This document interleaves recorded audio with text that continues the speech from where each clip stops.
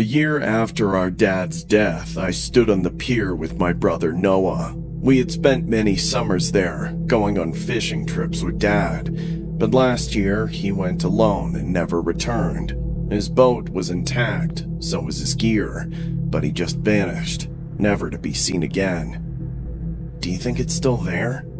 Do you mean the fishing spot? No, the rod, the one Dad lost that summer. My heart sank. You really think it's still somewhere there? Why not?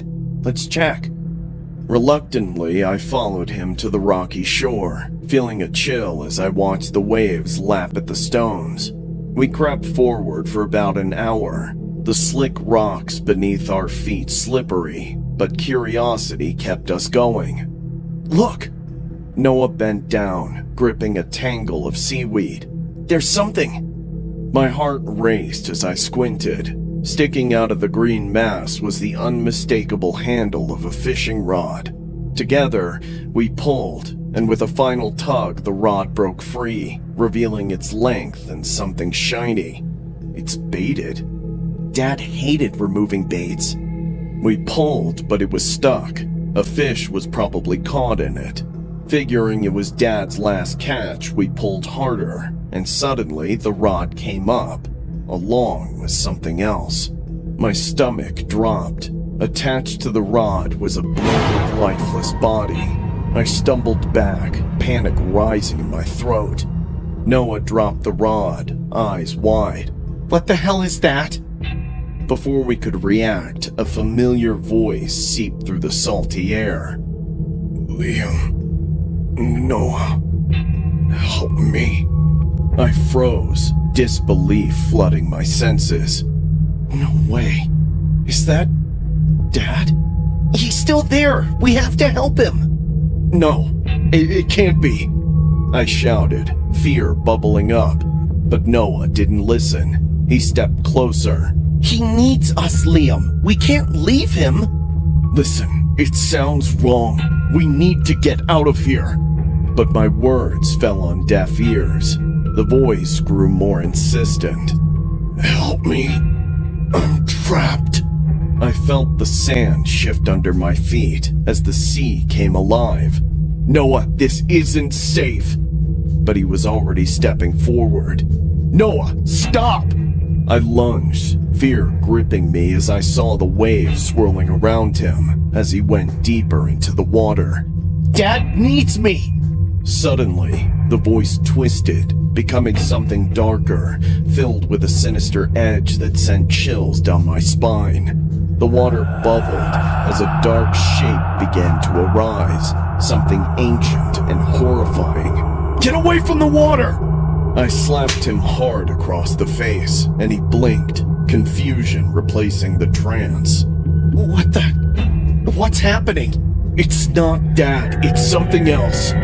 The voice roared. The waves suddenly grew taller, and I saw the creature's grotesque form just beneath the surface. The sand crumbled beneath us, and it became hard to pull ourselves back to the shore. Come on! I screamed. What is that thing? I didn't have time to answer. I pulled him back as the creature surged forth, revealing a mass of scales and teeth, and insatiable hunger in its red eyes. Could it be Dad? It's lying! It's trying to take you! In that moment, I knew what we were up against. A siren. A creature luring us with false voices. An enchanting yet lethal creature the sailors of our fishing town had warned for many years. Sirens were often depicted as beautiful women with irresistible voices. They lured sailors by mimicking their loved ones, only to reveal their sinister nature. Noah! I yelled again, pulling him toward the shore, but the tides pulled harder, and Noah was still entranced.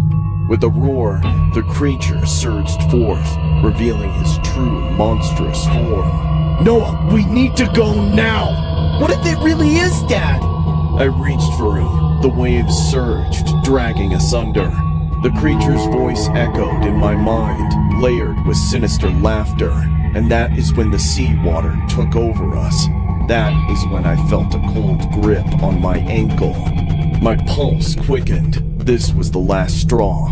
As I struggled, the water pulled me down, swirling around my legs like grasping hands. I fought back, but it felt like swimming through the sand. A knee-length seawater was suddenly many feet deep. I looked back and saw the creature, its form grotesque, an amalgamation of fish and human, its eyes glimmering with a predatory gleam. It let out a laugh that echoed in my mind, a cacophony of despair. My brother was already unconscious. The creature finally lunged towards us, its mouth wide with razor-like teeth. I pulled away, my heart racing, but the grip of the sea was relentless. It dragged me back toward the maw of the creature, the very thing I had tried to escape. That is when my feet found support of a hard rock underneath. The friction gave me hope, and I pulled myself and my brother out with everything that I could gather. We emerged on the shore, and I dragged him further in the sand just as that creature leapt out and tried to bite at his feet. But something told me that he couldn't stay on land.